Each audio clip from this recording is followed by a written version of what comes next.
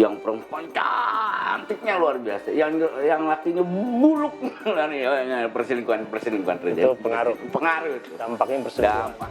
Ya minimal kalau lagi bawa kondangan, bawa pembantu pak. Itu kan persoalan.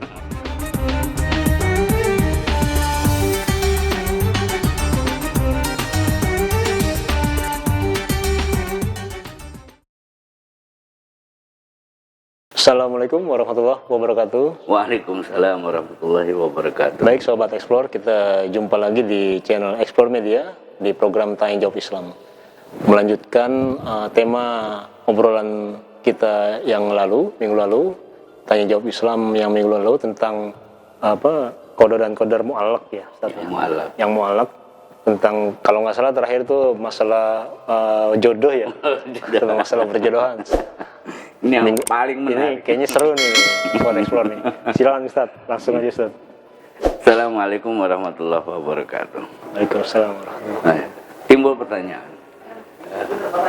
jodoh itu mu'allaq apa mubram sih? Gitu? Ya. Sesuatu yang pasti atau memang diupayakan tadi? Mu'allaq kan kemarin artinya apa? Diupayakan atau digantung. Ketetapannya digantung. Nah, saya bilang ini mu'allaq. Kenapa mu'allaq? Karena tadi harus diupayakan. Carilah jodohmu dengan 4 persoalan. Kata Nabi SAW. Pertama li jamaliha, cantiknya. Jangan timpang.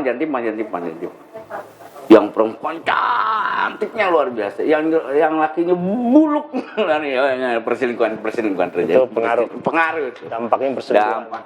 Ya minimal kalau lagi bawa kondangan, bawa pembantu pak. Itu kan persoalan.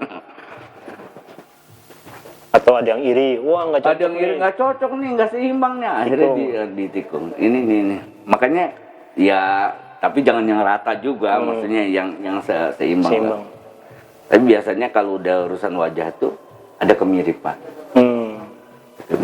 Kalau dia jodoh itu biasanya wajahnya terus tidak terlalu jauh dari yang lama-lama agak kemiripan. Agak mirip. Yeah. Suami dengan istri itu biasanya agak mirip. Yang pertama. Yang kedua, linasabiha. Nasab juga pengaruh.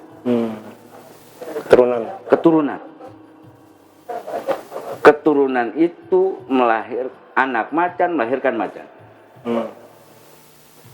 Orang hebat melahirkan orang hebat.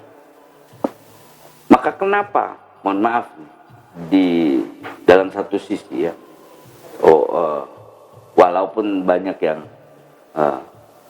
tidak cocok dengan persoalan, ulama-ulama itu kadang menikah bukan karena faktor seks, walaupun ada ya yang tanda kutip, yang dipikirkan keturunan.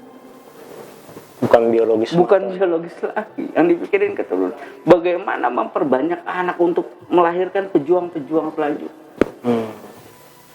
Karena jiwa pengorbanan, jiwa peduli, jiwa segala macam yang dimiliki para ulama itu nggak bisa dilahirkan sama orang-orang biasa, nggak bisa. Makanya nasab itu menentukan nasib. Nasab menentukan nasib. Berpengaruh, sangat berpengaruh. Ya. Cari yang nasab juga. Ya minimal sholat lah. Minimal sholat. Kalau sudah nggak sholat keluarganya, sudah susah. Susah aja. Kalau ditanya bibitnya itu ya yang paling utama itu ya. Keluarganya, akidahnya gimana? Akidahnya bagus. Itu aja ya. Iya. Ada santri bergaya, wah saya mau nikahin wanita tunasusila misalnya. Akhirnya kerepotan. Sifat otaknya sudah begitu. Ya, kalau saya usul kepada santri itu di mana saja lah santri. Cari yang sudah jadi, kenapa sih? Jadi nggak udah pusing. Sudah nggak usah pusing. Makanya kata Nabi SAW apa? Wa qala Rasulullah SAW, al jannatu tahta aqdamil ummahat. Al jannatu surga itu tahta di bawah aqdamil ummahat, telapak kaki ibu. Maksudnya apa? Surga itu tergantung. Surga anak itu, baiknya anak, hebatnya anak, kayanya anak, itu tergantung ibunya. Kalau ibunya solihah, mesti anaknya soleh dan soleh. Tapi kalau ibunya bregeder, ya contoh lah, ada bawang putih, ada bawang merah. Kalau anaknya bregedel, ibunya bregedel, anaknya melahirkan bregedel. Itu nasab. Itu nasab. Oleh karenanya, dan wal jannatu zauj, dan surganya seorang istri itu, baik benarnya seorang perempuan itu, tahta aqdamil ab, tergantung di bawah telapak kaki suami, atau tahta aqdamil zauj, tergantung suaminya soleh, mesti soleh. Maka kita lihat kayak contoh, ada orang hebat, misalnya dia, wah nasabnya hebat, tapi dapat orang biasa. Ini tidak cuma hanya ini persoalan, nasab itu melahirkan sifat. Allah bilang at-thayyibatu lit-thayyibina wat-thayyibuna lit-thayyibat wal khabithatu lil-khabithina wal khabith. Laki-laki yang baik itu akan mendapatkan perempuan-perempuan yang baik. Perempuan yang solihah akan dapat laki yang soleh. Ini satu sifat. Maksudnya itu sifat. Itu ke arahnya itu. Jadi nasabnya bagus gitu loh. Itu sifatnya bagaimana? Sama nggak sama kita? Kalau kitanya pelit, istri kita pelit. Nggak pakai enggak itu. Nggak pakai enggak. Kalau kitanya dermawan, istri kita dermawan. Paham ya? Ini urusan nasab nih, urusan nasab. Baru walimaliha, hartanya. Harta.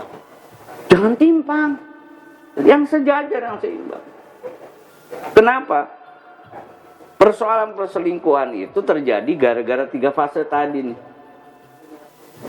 Persoalan masalah kecantikan, kalau timpang bisa terjadi perselingkuhan. Persoalan nasab, timpang bisa jadi perselingkuhan. Persoalan harta, timpang jadi istri penghasilannya lebih banyak dari suami. Kadang-kadang ya istrinya jadi pimpinan, jadi tuan di rumah, padahal nggak bisa. Yang sering terjadi di dalam masyarakat umum lah. Zaman masyarakat, sekarang. Iya, semua permasalahan ini yang harus dipelajari. Makanya yang terakhir apa? Didinya, agamanya. Agamanya apa? Ilmunya. Nah kalau ini mapan di dalam persoalan agama, paham betul dengan persoalan ilmu agama, 3 ini tunduk. Lebih baik. Nah, makanya ini akan menentukan. Ya contoh lah kan kalimat suami, istri, istri. Suami ini harus soleh. S-nya soleh. Ya, suami harus soleh. Ya. U-nya usaha. S-U, A-nya amanah. M-nya mendidik. I-nya ibadah.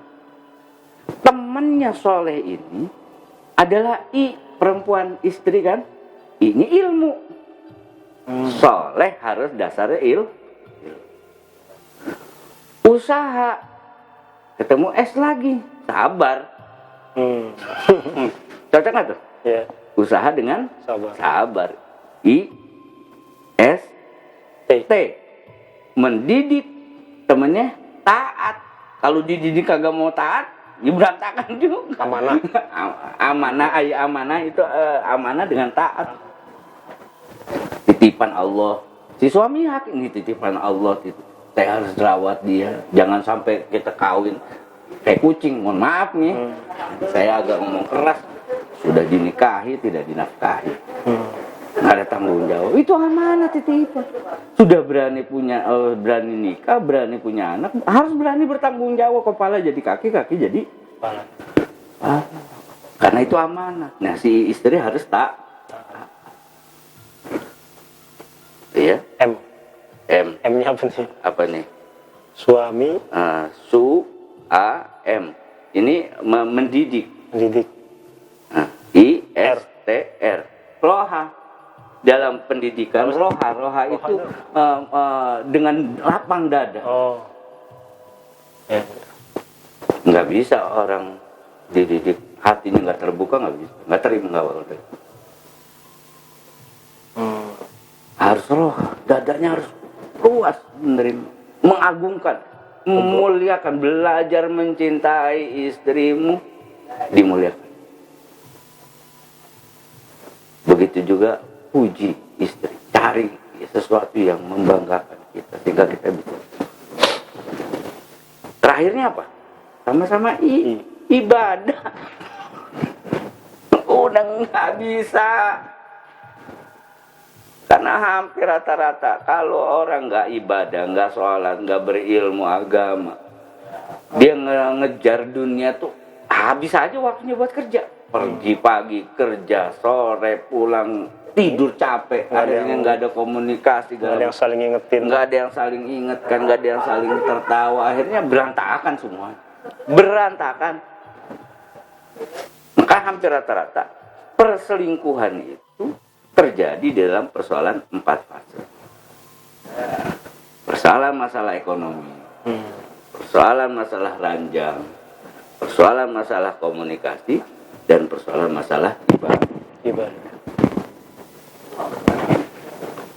Ini yang jadi persoalan. Yang kaitan tadi kemarin tentang perselingkuhan, cerai itu gimana? Ya, inilah yang terjadi. Ya, karena tadinya tidak ibadah, kurang pertama ekonomi. Si perempuan biasanya akan jatuh imannya saat si suami sudah tidak punya apa-apa. Ya, udah miskin, susah. Itu imannya seorang perempuan biasanya Tapi iman seorang laki-laki udah bisa jatuh kalau si perempuan udah nggak pakai apa-apa.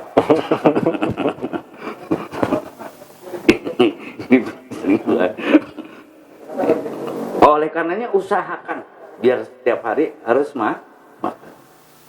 Ekonomi. Yang kedua komunikasi urusan ranjang. Hampir rata-rata tertutup.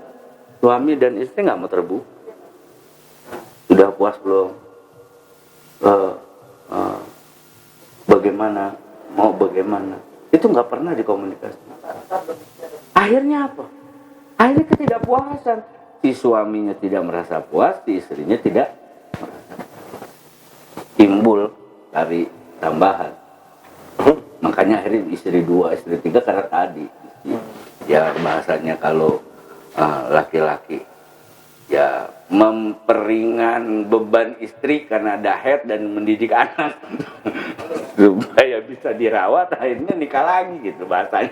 Ya itu baca bahasa candaan-candaan umum. Urusan ranjang, komunikasi, jangan enggak. Yang ketiga komunikasi tadi, yang khusus komunikasi secara umum, persoalan anak, persoalan ekonomi, semuanya dibahas. Jangan enggak. Semua sekecil apa terbuka, jujur. Insya Allah nih, ya kalau ini tidak terjadi,